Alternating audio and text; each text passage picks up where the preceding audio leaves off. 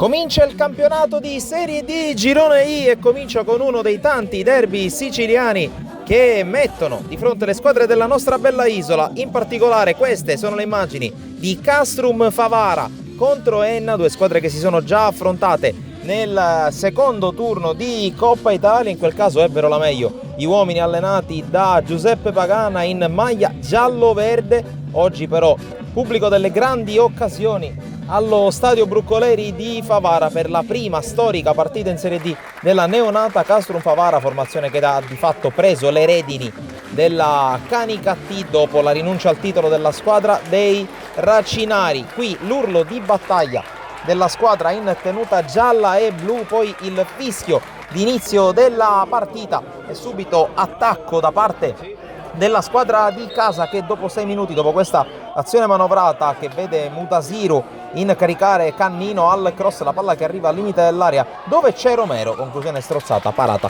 senza alcun problema da Simeoli. Pochi secondi dopo però prova a scatenarsi Lenna con Barile che prova ad entrare in area di rigore, converge, calcia con il destro, la palla colpisce il palo interno a Scuffia, battuto, si salva la Castrum Favara. Qui calcio di punizione, minuto 17, con il pallone scodellato all'interno dell'area di rigore controllato da Giorgio Cicirello, il grande osservato speciale in casa Enna, qui strozza il sinistro, la palla termina fuori ma al 27esimo su questa azione abbastanza rocambolesca da parte della Castrum Favara il pallone arriva per il cross dalla sinistra, il colpo di testa a fare da torre, pallone che rimane in area, poi c'è la sponda a cercare Cannino che colpisce ma trova l'intervento di Simeoli a dire di no. Minuto 31, punizione Castrum Favara, il destro magico di Baglione, Simeoli la mette sull'incrocio dei pali, poi Cannino, pallone che rimane lì, il tentativo dell'ex Trapani respinto ancora da Simeoli in calcio d'angolo. Cannino protagonista anche in negativo su questo scontro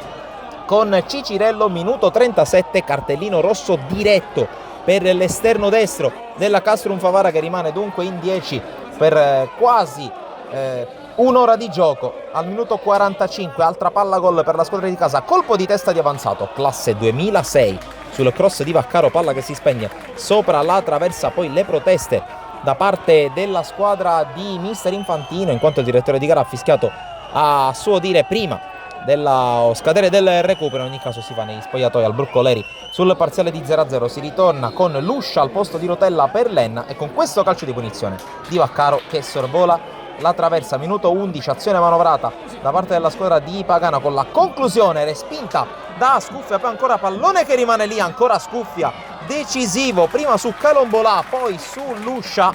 Al minuto 13, un minuto dopo, De Min si incarica di tentare la conclusione da oltre 35 metri, la smanaccia in calcio d'angolo Simeoli, poi girandola di cambio entra anche Ortiz oltre ad Aldair Neto per Lenna. Qui la conclusione è svirgolata, pallone che però rimane in area con la sponda per Mbaye, il quale colpisce di testa ma non trova la porta nella girandola dei cambi. Va fuori anche Cicirello per Bamba, occhio però a questo cross con il colpo di testa da parte di João Pedro.